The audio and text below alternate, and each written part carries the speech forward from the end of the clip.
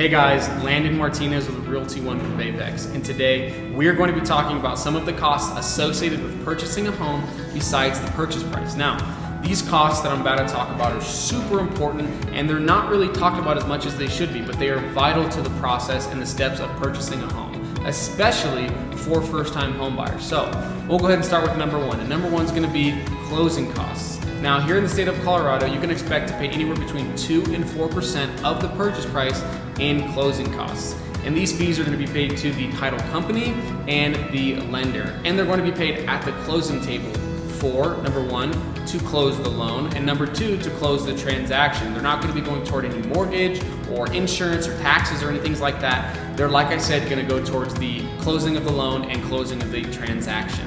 And now moving on to number two.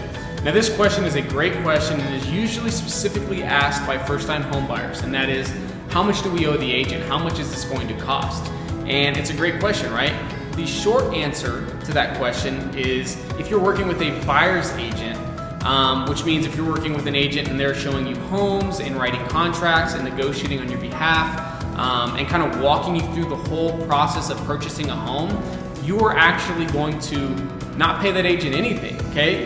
They are going to be working for you, and you are not going to be paying them anything. They actually get paid on the listing and the sales side of the transaction. So, and I don't ever want to say never, because there are certain situations where certain agents and certain real estate companies will charge a retainer or an hourly fee.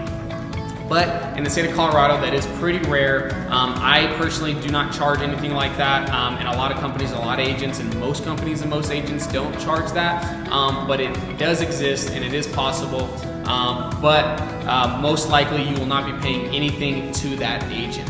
I really do hope that answered all of your questions. If you have any other questions relating to the topic that we discussed today, or any other questions in general, please feel free to write me in the comments, send me a private message, and if you have my phone number, go ahead and send me a text. I will be happy to answer all of those questions as soon as possible.